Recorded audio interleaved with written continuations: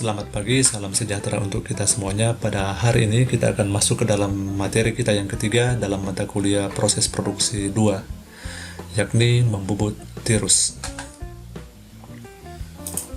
Adapun pokok bahasan yang akan kita pelajari pada materi ini, yang pertama definisi dan fungsi tirus, kemudian yang kedua jenis-jenis ketirusan, kemudian yang ketiga ukuran ketirusan, dan yang keempat metode pembubutan tirus. Tirus yang biasa diistilahkan sebagai konis atau taper merupakan benda kerja berbentuk kerucut dengan penampang lingkaran seperti ini, di mana terjadi perubahan diameter yang seragam ketika diukur sepanjang sumbunya, seperti ini. Adapun simbol ketirusan pada gambar teknik biasanya disimbolkan seperti segitiga yang memiliki garis sumbu, sehingga apabila kita melihat gambar ini pada gambar teknik dan diikuti dengan simbol segitiga dengan garis sumbu seperti ini, maka dapat dipastikan bahwa bentuk dari gambar pada bagian ini merupakan bentuk tirus. Kenapa kita perlu mempelajari ketirusan? Karena ketirusan itu memiliki peran penting dalam komponen mesin, di mana fungsi ketirusan itu ada dua. Yang pertama, untuk menyediakan metode yang cepat dan akurat untuk meluruskan bagian-bagian pada mesin. Contoh dari penggunaan fungsi ketirusan ini yakni misalnya pada pemasangan drill jack arbor pada spindle mesin bor, di mana pada bagian tangkai drill jack arbor ini berbentuk tirus, sehingga pada saat dipasangkan pada spindle mesin bor maka akan menjamin kelurusan dari drill jack arbor ini dalam memegang mata bor terhadap benda kerja yang akan dibor. Kemudian contoh yang kedua dari fungsi ini yakni pada komponen elemen mesin kopling yang memiliki fungsi sebagai pemindah daya dari komponen satu ke komponen lainnya. Di sini ada ketirusan, di mana fungsi ketirusan ini akan menjamin kopling dalam memindahkan daya dari as ini ke roda yang ini.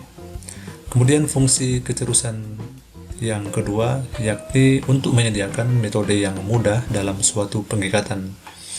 Sebagai contoh dari fungsi ini kita dapat lihat pada penggunaan sarung perantara atau sleeve yang digunakan untuk mengikat mata bor yang memiliki ujung pangkal tirus seperti ini. Kemudian contoh yang kedua yakni pada penggunaan pasak pena seperti ini untuk menyambungkan dua buah komponen seperti yang kita lihat pada ilustrasi yang ini. Adapun jenis-jenis ketirusan pada mesin berdasarkan fungsinya, menurut Asosiasi Standar Amerika dapat dibagi atas dua. Yang pertama self-holding taper dan yang kedua self-releasing taper. Jika kita bahasa Indonesiakan self-holding taper, yakni tirus yang dapat memegang sendiri, kemudian self-releasing taper yakni tirus yang dapat melepaskan sendiri.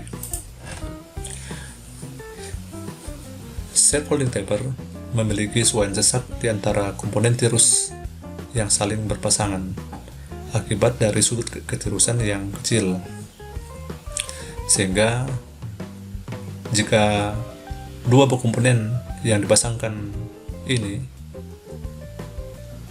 dipasang, maka sangat sulit untuk dilepas dari pasangannya. Contoh dari self-holding taper itu terdapat pada tangkai yang terdapat pada drill jack arbor seperti ini, di mana pada pangkal dari tangkai ini berbentuk tirus yang akan dimasukkan ke dalam lubang adapter dari drill ini. Ketika dipasangkan maka akan sangat sulit untuk dilepas kembali, yang jadinya akan seperti ini. Demikian halnya juga pada komponen yang terdapat pada mesin mumut mesin bubut, yakni senter mati ataupun senter putar seperti ini, dimana pada ujung bagian ini terdapat tirus dari tipe self holding taper yang jika dimasukkan ke dalam spindle tailstock seperti ini, maka akan sangat sulit untuk dikeluarkan kembali kecuali menggunakan alat bantu. Biasanya untuk melepas tirus atau live center ini dari tailstock menggunakan alat pemutar pada bagian belakang dari tailstock, di mana pemutar ini disambungkan dengan baut yang panjang ini, sehingga pada saat pemutar ini diputar, maka baut ini akan mendorong pangkal dari tirus yang terdapat pada live center itu untuk keluar dari spindle tailstock ini. Kemudian seperti yang telah saya sebutkan tadi, jenis tirus self holding taper juga terdapat pada sleeve yang ini, dimana pada saat kita akan memasang mata bor yang memiliki pangkal tirus juga seperti ini, maka untuk melepas mata bor dari sleeve ini akan sangat sulit kecuali kita menggunakan alat bantu seperti ini, biasanya dengan menggunakan baji dan memukulnya dengan palu-palu sehingga mata bor ini akan keluar dari sarung pengurang atau sleeve ini. Jenis self holding taper itu terdapat pada tipe tirus Morse taper, Jerno, Jacobs, dan Brown and Sharp. Untuk jenis tirus self releasing taper, biasanya jenis tirus ini terdapat pada mesin milling, sehingga biasa disebut standar ketirusan pada mesin milling. Pada mesin milling, komponen yang memiliki ketirusan ini yakni pada arbor ini atau komponen yang digunakan untuk memegang pahat atau pisau milling, dimana pada bagian ini pada arbor itu terdapat jenis tirus self releasing taper yang memiliki sudut ketirusan yang lebih besar dibanding jenis self holding taper, sehingga jenis tirus ini ketika akan dipasang pada komponen spindle lebih mudah untuk dikeluarkan karena tidak akan menghasilkan suaian sesak akibat dari sudut ketirusannya yang lebih besar dibanding self holding taper. Kebanyakan dari tirus jenis ini pada mesin milling akan dilengkapi dengan drawbar yang ini, yang digunakan untuk mengikat arbor ini pada spindle dari mesin milling, karena sifat dari ketirusan ini tidak dapat mengikat sendiri seperti layaknya pada self holding taper, maka perlu bantuan dari drawbar seperti ini. Baik, ini adalah ilustrasi dari contoh pemasangan self releasing taper pada arbor pada komponen mesin milling yang ini,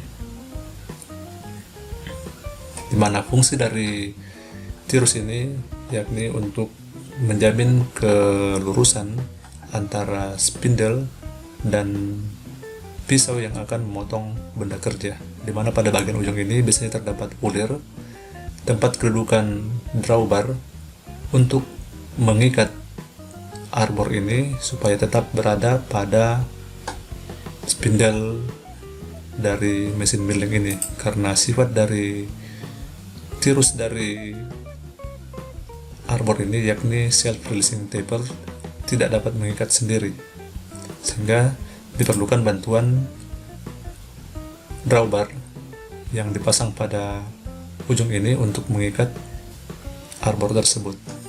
Adapun tipe tirus yang umumnya kita dapatkan di pasaran biasanya terdiri atas 3 tipe.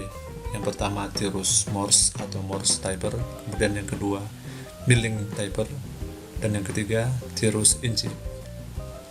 Untuk komponen yang terdapat pada drill jack arbor seperti ini biasanya merupakan tipe tirus Morse taper MT dan Jacob tapers, dimana pada bagian pangkal ini atau ini memiliki tipe Jacob tapers, dan pada pangkal yang lebih besar ini merupakan tipe dari tirus Morse taper. Morse taper dan Jacob tapers masing-masing memiliki ukuran ketirusan tertentu, di mana Morse taper memiliki ukuran keterusan dari 0 sampai 7. Semakin besar ukuran keterusannya, maka dimensi dari komponen tirus itu semakin besar. Demikian halnya pada Jacob tapers. Untuk milling taper, biasanya tirus ini terdiri atas tirus standar, baik itu yang dikeluarkan ISO, DIN, maupun ANSI. Tirus ini merupakan tirus atau jenis tirus self-releasing taper. Jadi tirus ini tidak akan mengikat sendiri seperti yang telah kita bahas sebelumnya, tapi biasanya digunakan untuk menjamin keakuratan kelurusan antara spindle dari mesin vise terhadap part potong ke benda kerja. Milling taper ini biasanya memiliki merek BT untuk tipe standar dari emas, bisa juga berbentuk atau memiliki merek NT untuk standar ISO dan DIN dan lain sebagainya. Ketirusan memiliki ukuran tertentu. Biasanya ukuran ketirusan itu dibagi menjadi 3 tergantung dari yang kita inginkan. Yang pertama taper per inch atau TPI, kemudian yang kedua taper per foot atau TPF, dan yang ketiga tirus standar, baik itu untuk ukuran standar ISO, DIN, dan lain sebagainya. Definisi dari tirus per inch merupakan perbedaan diameter penampang terbesar dan penampang terkecil dalam 1 inci, sedangkan definisi dari tirus per foot yakni perbedaan antara diameter penampang terbesar dari tirus dengan diameter penampang terkecil dari tirus sepanjang 1 feet atau 12 inci. Jika kita mengambil standar ukuran ISO yang biasanya dalam milimeter, maka biasanya ukuran tirus itu dilambangkan dengan 1:50 seperti ini. Ini artinya perbedaan antara diameter tirus dengan penampang terbesar dan diameter tirus penampang terkecil sepanjang 50 mm itu adalah 1 mm. Jadi contoh lainnya misalnya tirus 1:30, artinya perbedaan antara diameter penampang tirus terbesar dan diameter penampang tirus terkecil sepanjang 30 mm adalah 1 mm. Begitu cara untuk membaca tirus standar, baik itu ISO, ANSI, DIN, dan lain sebagainya. Kita akan coba untuk menghitung ukuran keterusan berdasarkan keterusan Morse taper ini untuk satuan tirus taper per foot ataupun taper per inch. Seperti yang telah saya sebutkan tadi, bahwa tirus per inch merupakan perbedaan diameter penampang tirus terbesar dan diameter penampang tirus terkecil dalam 1 inch. Misalnya di sini kita dapat untuk Morse taper nomor 1. Di sini diameter penampang terbesar yakni 0,475 dan diameter penampang terkecil yakni 0,369 dengan panjang L 2,13, maka taper per footnya yakni 0,5986. Coba kita buktikan. D atau 0,475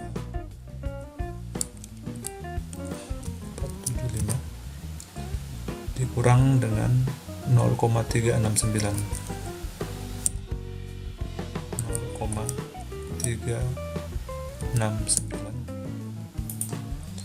dibagi dengan L nya yakni 2,13.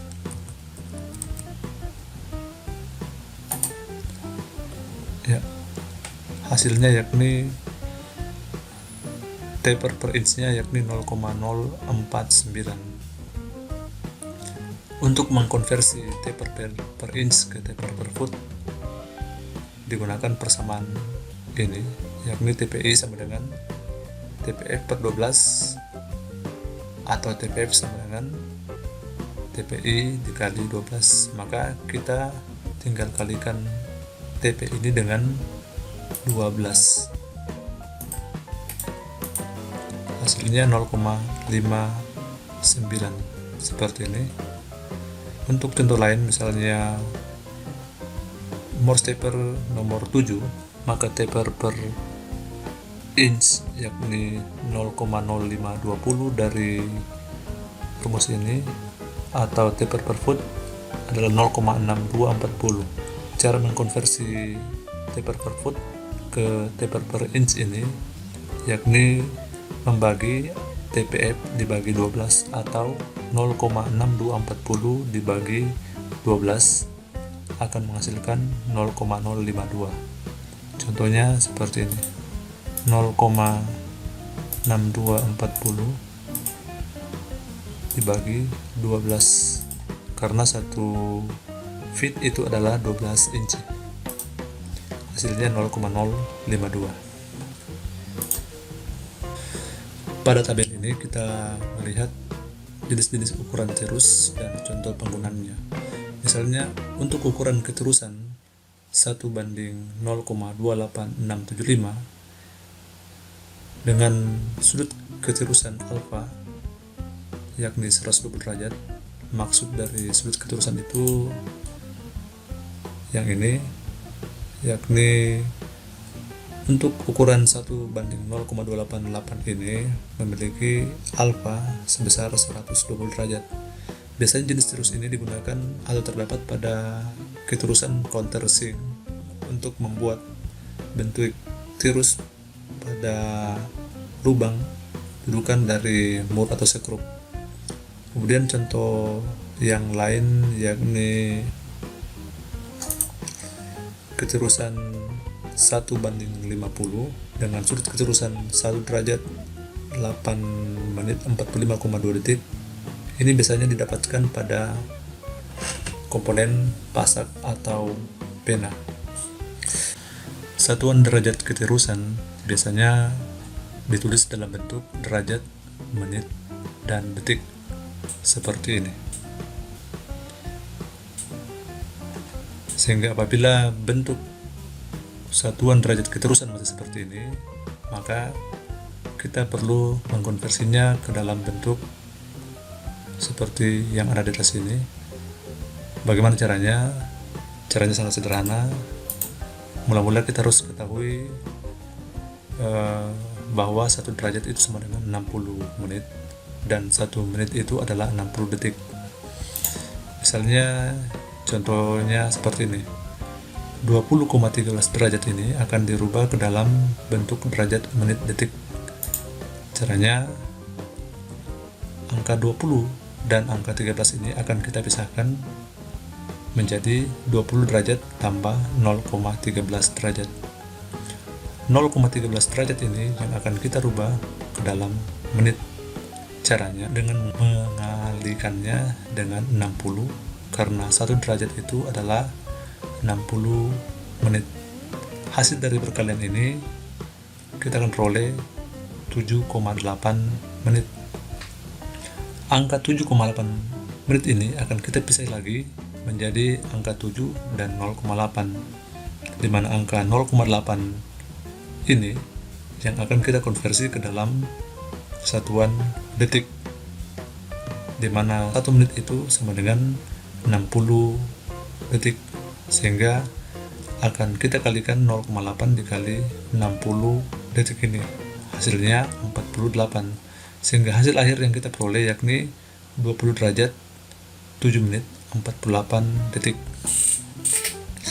Demikian halnya jika kita ingin merubah satuan sudut keterusan dari derajat, menit, detik menjadi satuan keterusan desimal biasa seperti ini. Sebagai contoh, 20 derajat 50 menit 30 detik akan kita rubah ke dalam bentuk derajat desimal. Caranya seperti ini.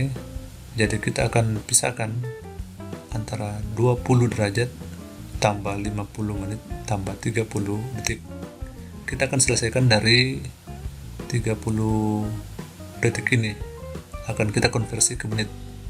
Caranya, karena 1 detik sama dengan 1/60 menit, maka angka 30 ini kita kali dengan 1/60 dan akan menghasilkan satuan menit yakni 0,5 menit.